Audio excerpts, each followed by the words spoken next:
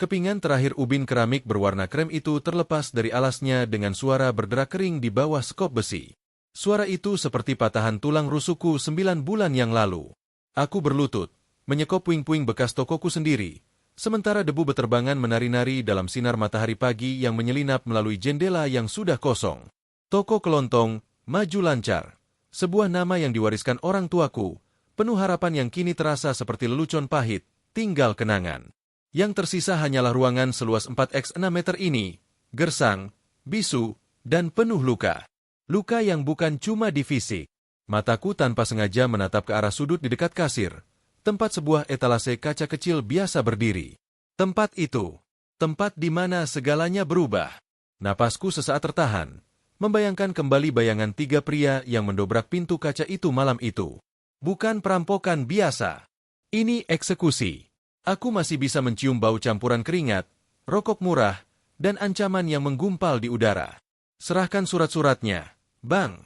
Bentak yang satu, wajahnya tertutup helm penuh, tetapi matanya seperti pisau. Aku, yang saat itu hanya memegang botol kecap yang hampir terjatuh, hanya bisa menggigil. Surat-surat apa? Ini toko saya sah. Tawa kasar mereka menggema. Sah. Menurut siapa? Menurut kami. Ini lahan strategis. Bos kami butuh tempat ini untuk ekspansi. Kamu jual, atau kami yang ambil paksa? Aku menolak. Aku bersikukuh. Toko ini bukan sekadar bisnis. Ini adalah napas terakhir orang tuaku, keringat yang membasahi bumi ini sebelum mereka berpulang. Menolak berarti menandatangani surat petaka. Mereka kembali beberapa malam kemudian, dengan lebih banyak orang dan lebih banyak amarah. Aku yang berusaha melawan hanya mendapat hadiah pukulan dan tendangan hingga tulang iga kananku retak, serta ancaman yang lebih mengerikan. Mereka akan menyasar adikku, Saras, yang kutunggu lulus dari sekolahnya di kota sebelah. Di ranjang rumah sakit, dengan tubuh berbalut perban dan hati yang hancur berkeping-keping, aku menandatangani dokumen itu. Dokumen pengalihan hak atas toko dengan harga yang bahkan tidak 1/5 dari nilai sebenarnya. Rasanya seperti menyaksikan jenazah orang yang paling kukasihi dikubur hidup-hidup. Mereka, yang ku ketahui kemudian adalah kaki tangan pengusaha bernama Pak Joni, merampas bukan cuma tokoku, tapi juga harga diriku, rasa amanku, dan warisan terakhir orang tuaku. Kak, sudah jam 10. Kontrakan kita jam 2 siang harus sudah kosong. Suara Saras yang lembut menyadarkanku dari lamunan kelam. Dia berdiri di ambang pintu, wajahnya yang biasanya cerah kini muram. Tas ranselnya sudah terpap penuh, berisi sisa-sisa kehidupan kami selama ini. Aku tahu, Sar. Sebentar lagi selesai, kataku, berusaha membuat suaraku terdengar tegar. Melihatnya seperti ini, harus pindah ke kontrakan sempit di ujung kota karena ulah mereka, membuat amarah di dadaku mendidih. Tapi aku menelannya. Marah tak akan mengembalikan apapun. Kami pindah dengan membawa sedikit barang dan lebih banyak kepedihan. Hidup di kontrakan baru yang lembab dan pengap adalah tamparan keras. Aku harus bekerja serabutan, jadi kuli panggul di pasar, sopir taksi online, apa saja yang bisa menghasilkan uang untuk membiayai hidup dan kuliah Saras. Setiap malam, sebelum tidur di lantai beralaskan tikar, aku membuka album foto lama. Ada foto ayah dan ibu tersenyum bangga di depan, maju lancar, dengan cat yang masih baru. Aku berjanji pada bayangan mereka, pada diriku sendiri, bahwa ini bukan akhir. Suatu sore, saat aku sedang membereskan loteng kontrakan yang berdebu, sebuah kotak kayu tua jatuh. Itu adalah kotak kenangan ayah. Di antara foto-foto dan surat-surat usang, tanganku menyentuh sebuah map coklat yang tebal. Dengan penasaran, ku buka. Isinya membuat jantungku berdebar kencang.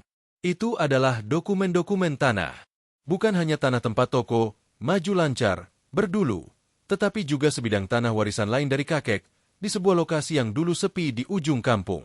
Sebuah lokasi yang kini, setelah mendengar kabar burung, ternyata sedang menjadi incaran para developer karena rencana pembangunan jalan tol baru.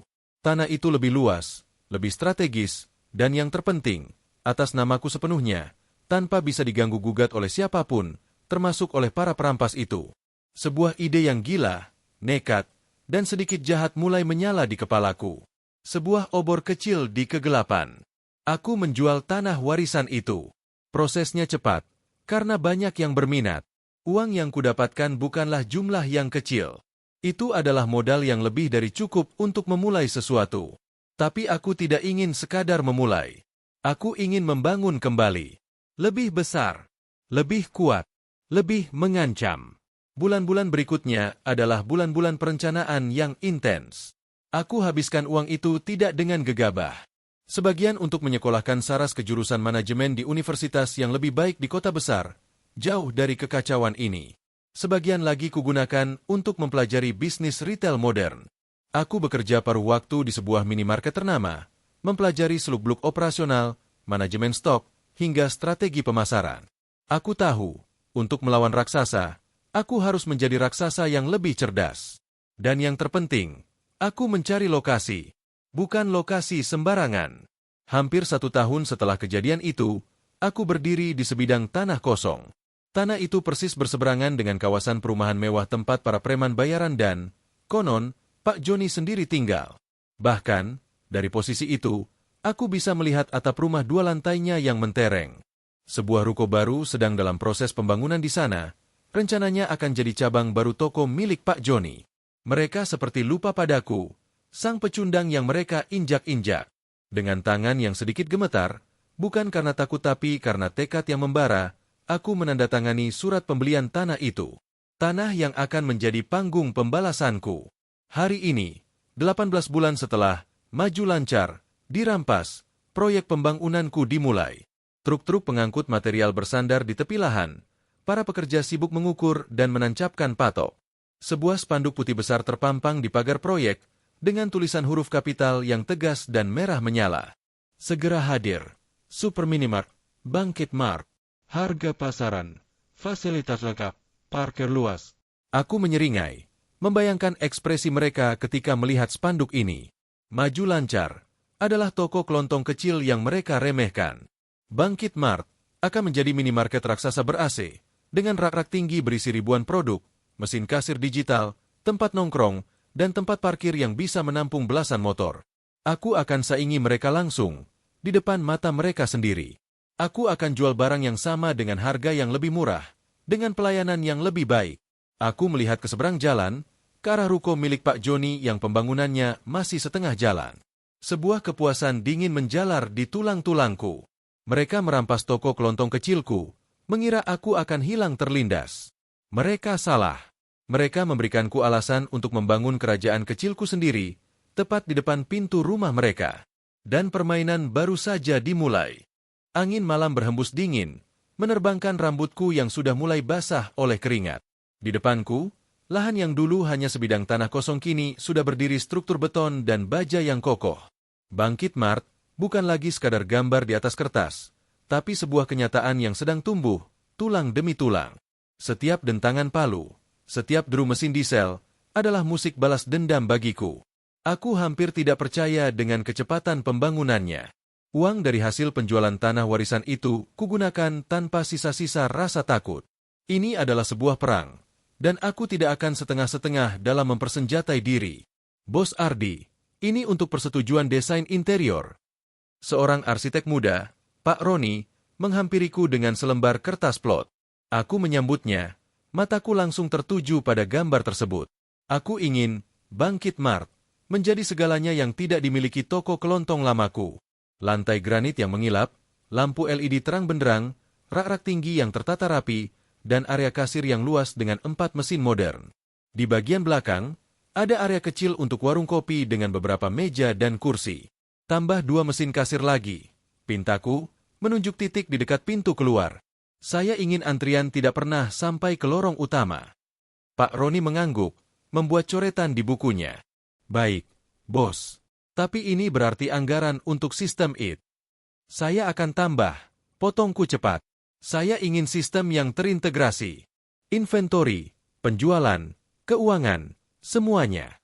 Juga, pasang CCTV di setiap sudut, termasuk parkiran.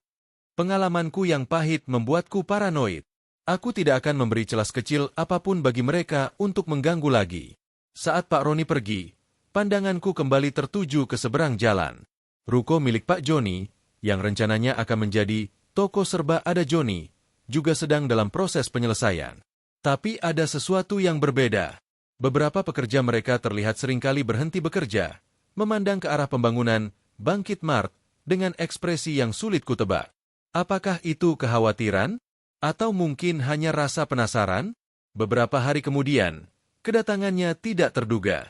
Aku sedang memeriksa pengiriman material ketika sebuah mobil SUV hitam mewah berhenti persis di depan pagar proyekku. Pintu terbuka, dan keluar seorang pria gemuk berperawakan tambun, dengan kemeja lengan pendek yang tidak mampu menyembunyikan perutnya yang buncit. Wajahnya sudah kukenali dari cerita-cerita dan sekali kulihat dari jauh. Pak Joni. Dia tidak sendirian. Dua orang lelaki berbadan kekar, yang salah satunya memiliki tatapan kosong yang membuatku merinding, turut mendampinginya. Jantungku berdebar kencang, tapi ku kendalikan. Ini adalah pertemuan yang kutunggu, meski aku berharap itu terjadi lebih lama lagi. Pak Joni melangkah mendekat. Senyum tipisnya tidak sampai ke matanya yang tajam. Wah, ternyata benar. Si anak muda yang dulu punya toko di ujung jalan, ya? Sekarang sudah jadi juragan besar rupanya. Aku mengangguk, berusaha tenang. Pak Joni, ada yang bisa saya bantu? Dia mengeluarkan sebatang rokok, menyalakannya dengan santai. Bantu? Oh, tidak. Hanya ingin silaturahmi saja. Sebagai tetangga baru. Asap rokoknya mengepul di antara kami. Kebetulan, saya juga sedang membangun usaha di seberang sana. Anda pasti sudah lihat. Aku lihat, jawabku singkat. Usaha retail. Lanjutnya, matanya menyapu area konstruksiku yang luas. Tapi, saya pikir, di daerah yang belum terlalu ramai ini, dua minimarket besar mungkin akan saling melukai. Tidak menguntungkan siapa-siapa. Aku tahu arah pembicaraannya. Ini bukan peringatan, tapi ancaman yang dibungkus halus. Mungkin, kataku, tersenyum. Tapi pasar akan memutuskan. Saya yakin dengan lokasi dan konsep saya. Senyum di wajah Pak Joni pudar. Konsep? Konsep apa? Menjual barang sama seperti saya? Ini bukan main-main. Anak muda. Modal besar. Risiko besar. Daripada nanti menyesal, lebih baik kita bekerja sama. Kerja sama? Tanyaku, pura-pura tertarik. Iya. Saya yang akan mengelola kedua toko. Anda bisa jadi investor diam. Bagi hasil, tentu saja. Tawaran yang persis seperti yang kuduga. Dia ingin menelanku lagi, dengan cara yang berbeda. Kali ini, aku tidak akan jatuh ke lubang yang sama. Maaf, Pak Joni, jawabku, suaraku kini lebih tegas. Saya lebih suka mengelola usaha saya sendiri. Seperti dulu. Sekilas, ada kilatan kemarahan di matanya sebelum akhirnya kembali tersenyum, kali ini lebih palsu. Baiklah, pilihan ada di tangan Anda. Tapi ingat, tetangga itu harusnya saling membantu, bukan saling mematikan. Dia memandangku dalam-dalam. Kadang, niat baik tidak selalu dibalas dengan niat baik. Itu adalah ancaman terbuka. Aku hanya diam, menatapnya tanpa bling. Dia membuang puntung rokoknya dan menginjaknya. Semoga sukses, anak muda. Kita lihat nanti. Dengan langkah berat, dia kembali ke mobilnya dan pergi, meninggalkan aku dengan perasaan campur aduk antara kemenangan kecil dan kecemasan. Pertemuan itu justru memacuku lebih keras. Aku mempekerjakan lebih banyak tenaga keamanan untuk berjaga di malam hari. Aku juga memasang kamera pengawas ekstra dan sistem alarm. Aku tidak akan memberi mereka kesempatan. Sementara itu, adikku Saras, yang sekarang sudah kuliah di kota besar, sering menelepon untuk memberi dukungan. Kakak, hati-hati ya. Aku dengar orang-orang itu berbahaya. Jangan khawatir, Sar. Kakak sudah siap dengan segalanya. Balasku, berusaha meyakinkannya dan juga diriku sendiri. Hari-hari berlalu, dan bangunan, Bangkit Mart, semakin sempurna. Papan nama besar dengan logo berwarna oranye dan biru sudah terpasang, terlihat jelas dari jalan raya. Aku mulai merekrut karyawan, kasir, pramuniaga, office boy, dan seorang manajer toko yang berpengalaman. Aku melatih mereka dengan ketat, menanamkan filosofi pelayanan terbaik dan kewaspadaan tinggi. Di seberang jalan, toko serba ada Joni, juga sudah selesai. Mereka bahkan membuka lebih dulu, dengan pesta kecil-kecilan dan potongan harga selama seminggu. Aku mengutus salah satu karyawanku untuk melihat langsung. Laporannya membuatku tersenyum. Toko mereka biasa saja, mirip dengan toko-toko kelontong modern lainnya, tapi tanpa keunikan. Harganya standar, pelayanan biasa. Aku tahu, ini adalah kesempatanku. Aku menghabiskan sisa modal untuk mengisi rak-rak Bangkit Mart sampai penuh. Aku menjalin kerjasama dengan distributor besar untuk mendapatkan harga terbaik. Aku memastikan setiap barang yang dijual lebih murah, setidaknya Rp500 dari harga di toko Joni. Aku juga membuat program loyalitas dan promo pembukaan yang menggoda, diskon besar untuk 3 hari pertama, dan undian berhadiah 1 unit sepeda motor. Malam sebelum pembukaan, aku berdiri sendiri di dalam Bangkit Mart yang sudah siap beroperasi. Suasananya hening, hanya terdengar dengung lemari pendingin. Aku berjalan menyusuri setiap lorong, menyentuh rak-rak yang dingin, membayangkan tempat ini akan dipenuhi pelanggan besok. Aku mendekati kaca depan yang lebar. Dari sana, aku bisa melihat toko serba ada Joni di seberang jalan. Beberapa lampu di tokonya masih menyala. Mungkin ada yang sedang berjaga. Kamu merampas masa laluku, bisikku pada bayangan sendiri yang terpantul di kaca. Tapi kamu memberikanku masa depan. Esok hari, perang akan dimulai. Dan kali ini, aku yang memegang senjata.